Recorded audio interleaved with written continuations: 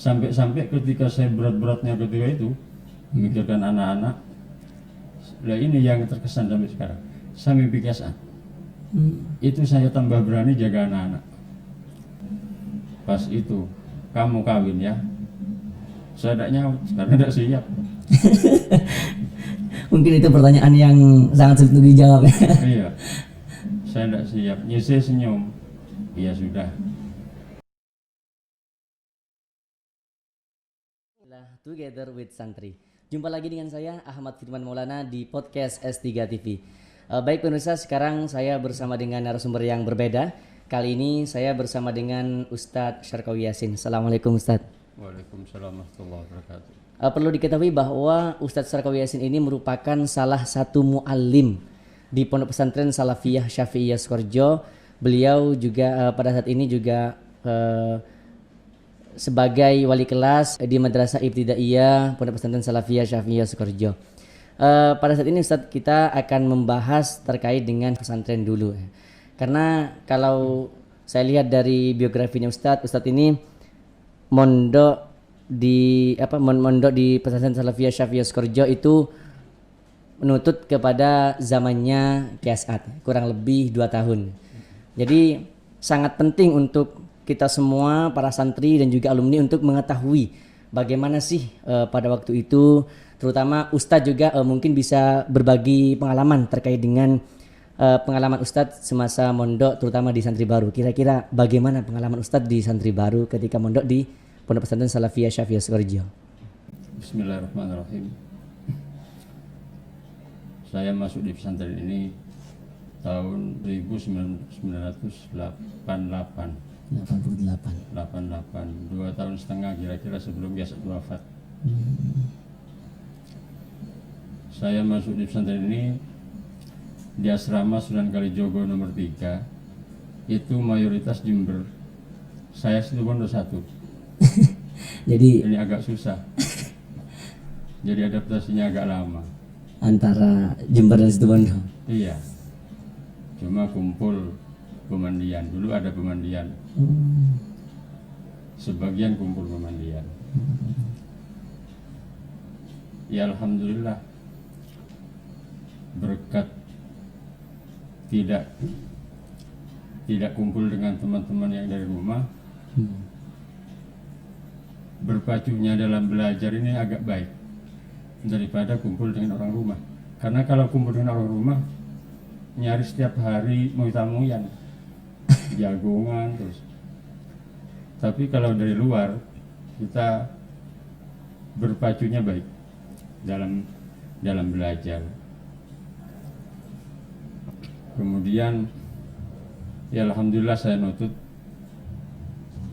Syekhina Kiai Haji Raden As'ad Syamsul Arifin untuk kira-kira 2 tahun setengah. Dan beliau setiap bulan mengumpulkan santri di aula. Biasanya pada hari Sabtu biasanya setiap bulan. Itu kira-kira pagi apa malam Sabtunya? Paginya. Di tengah-tengah santri sekolah. Biasanya hampir istirahat itu ada pengumuman. Senang sudah santri, langsung kumpul di aula. Ya ada yang masih beli nasi dulu, ada yang pondok dulu. Entah kenapa saya waktu itu saya harus di depan. Jadi selama Kiai As'ad itu daftar di aula, saya harus di depan.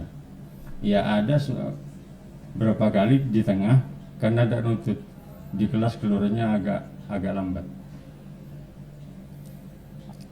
Dan banyak pelajaran-pelajaran ilmu-ilmu yang saya terima langsung dari Kiai As'ad, banyak. Itu senangnya kita nutut Kiai As'ad. Kalau boleh tahu dulu itu kira-kira santri ini berapa sih? Apa nyampe ribuan apa sudah masih ratusan?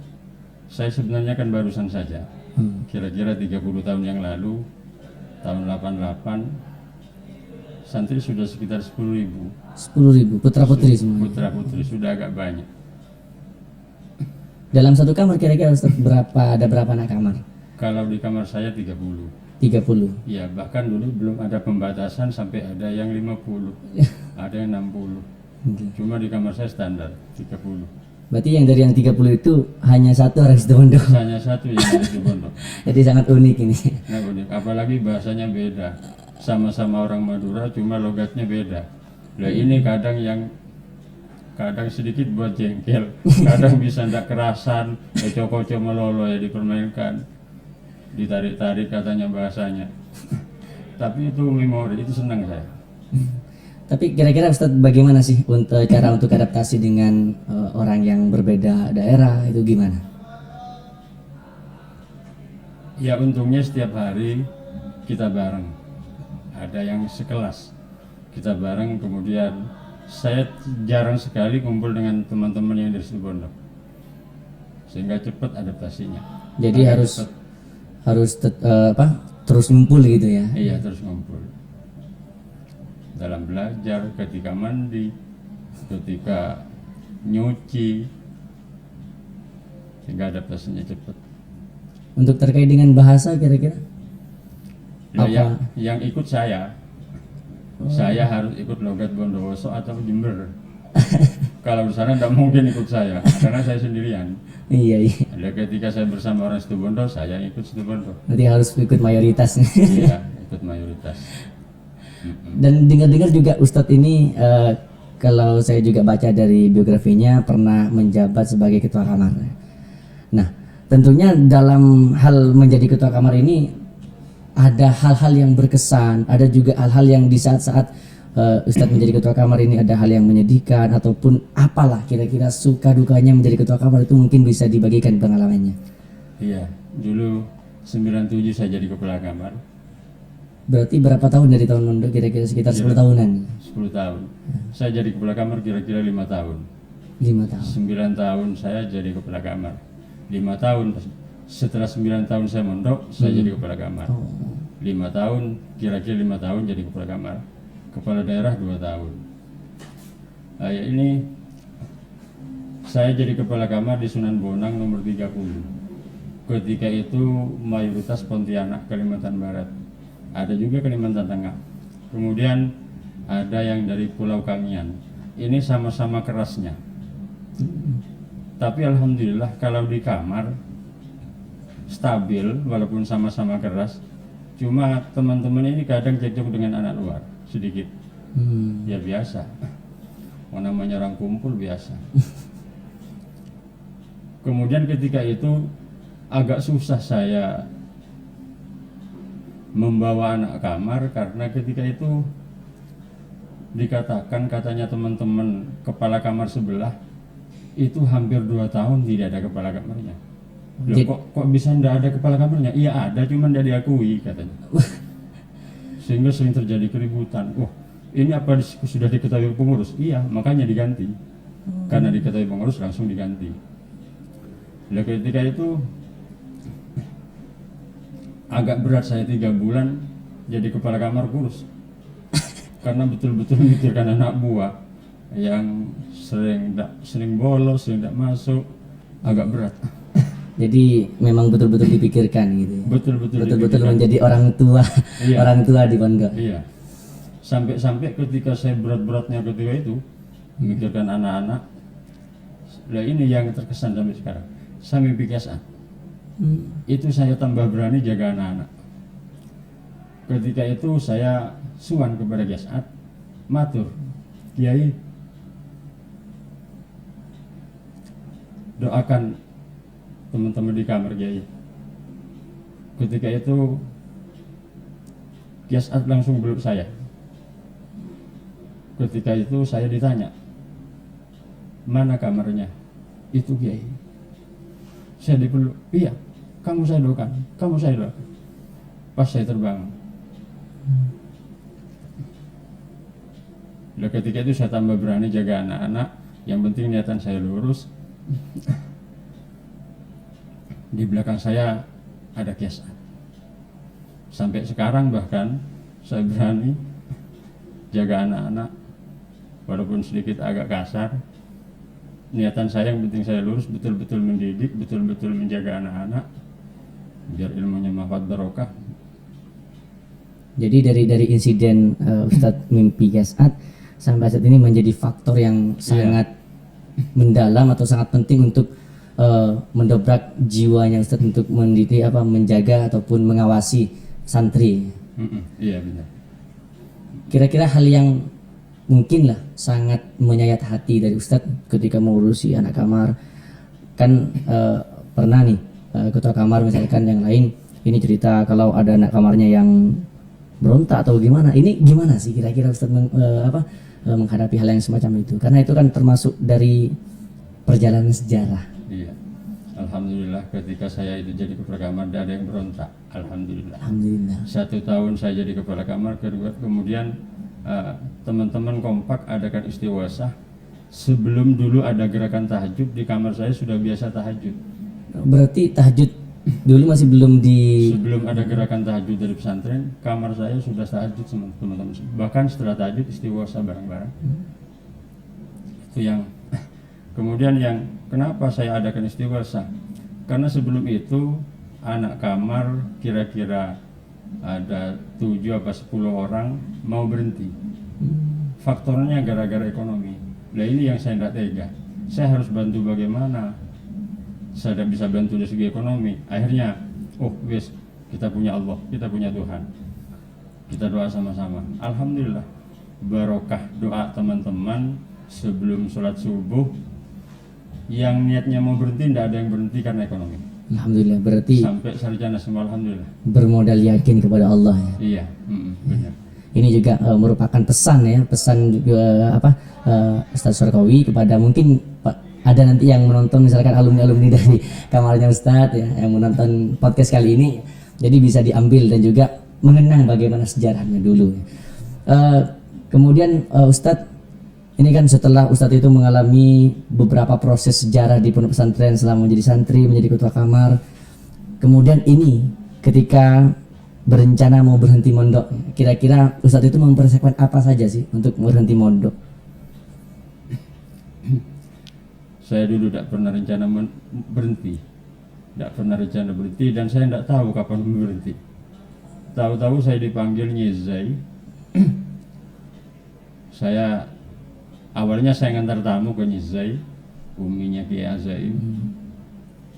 Kemudian saya serahkan fotonya Kiai As'ad yang satu badan, foto sendiri. Dulu kepala kamar saya yang foto, Ustaz Zubairi dari Jember yang foto.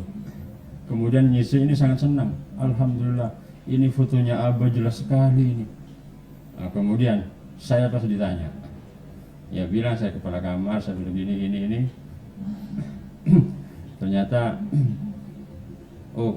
Nyizai ternyata tahu ibu saya. Karena ibu saya memang asli Sukorejo. Walaupun saya dilahirkan di desa Bokaan, di Kampungan ya. Pas itu kamu kawin ya, saya tidak nyaut karena tidak siap. Mungkin itu pertanyaan yang sangat sulit untuk dijawab ya. Iya, saya tidak siap. Nyizai senyum, iya sudah. Akhirnya saya dikasih uang. Loh, tidak mau saya. Ini terbalik kan, kok saya dikasih uang? Karena Nyai maksa sudah ini. Akhirnya saya belikan kamus, uang Nyizai sampai sekarang kamusnya berjalan. Alhamdulillah. Kemudian setelah beberapa bulan saya dipanggil lagi. Kamu kawin ya? Iya Nyi, saya siap. Alhamdulillah doa Nyizai. Iya sudah apa katanya saya. Jadi semuanya Nyizai yang ngurus. Yang ngurusi pernikahan. Yang ngurus pernikahan semuanya Nyizai, sampai Kevoid ditelepon berkali-kali agar mengangkat saya. Saya senang sekali. Dulu bapak saya mondok di sini 25 tahun, masanya Ki Samsul. Ketika masa Ki Samsul itu yang ngawinkan bapak saya ngangkat itu Ki Samsul. Ki Samsul langsung. Ki Samsul langsung.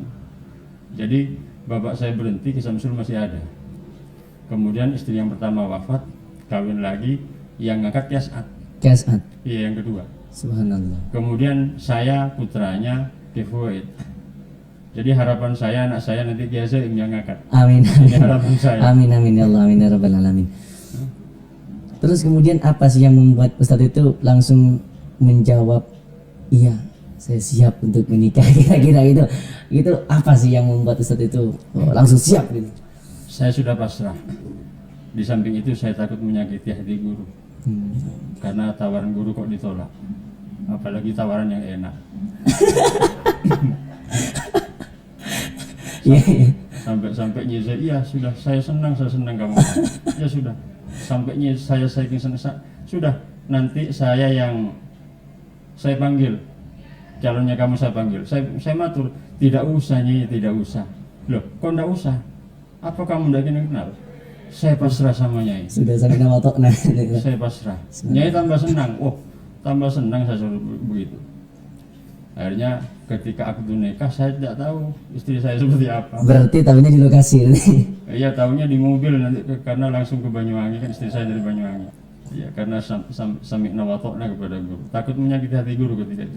Takut sekali. Tapi alhamdulillah sampai sekarang tetap bertahan. Dan ya ini mungkin karena sami'na wa ta'na kepada guru dan juga karena kaitan kepada Allah Subhanahu wa taala, sehingga sampai saat ini alhamdulillah tetap terjaga dan semoga tetap langgeng. Amin, amin. Kemudian yang terakhir Ustadz, pesannya Ustadz nih untuk santri zaman sekarang itu kira-kira bagaimana? Karena kalau melihat dari beberapa perbincangan kecil, baik ketika saya pulang atau ketika santri itu liburan, itu pasti ada pembahasan bahwa beda loh santri dulu dengan santri sekarang. Ini mungkin Ustadz bisa berikan, dan kira-kira bagaimana pesannya Ustadz untuk santri zaman sekarang? Ya sebenarnya pesan ini walaupun pakai pesan santri dulu, santri sekarang insya Allah sama. Pesan saya di pondok jangan sampai hidup mewah. Kalau hidup mewah, siap-siap hidup melarat di masyarakat. Rata-rata yang hidup mewah tidak belajar, rata-rata tidak benar di pondok. Kalau hidup melarat di pondok, insya Allah pasti sempurna di masyarakat. Bukan kaya, sempurna di masyarakat. Karena rata-rata yang melarat di pondok ini yang sukses. Rata-rata benar-benar belajar, benar-benar doa kepada Allah. Jadi sekarang jangan sampai hidup mewah di pondok. Jadi Hiduplah sederhana di pondok. Insya Allah pasti sempurna semuanya. Mudah-mudahan bisa. Ya, jadi seperti itu bagaimana pesan dari Ustadz Syarqawi Yasin terkait kepada para santri semuanya, agar bagaimana kesempatan menyantri ini memang digunakan untuk nyantri. Iya. Jadi santri itu ya bukan hidup mewah, tapi belajar bagaimana hidup sederhana, serba terbatas, dan insya Allah ketika sudah menjalani itu semua, ketika di masyarakat nanti akan sempurna dan insya Allah sesuai dengan keinginan apa yang diinginkan selama mondok. Ya. Mungkin itu Ustadz yang bisa kita bincang-bincang pada malam hari ini. Terima kasih atas waktunya. Assalamualaikum warahmatullahi wabarakatuh. Waalaikumsalam warahmatullahi wabarakatuh.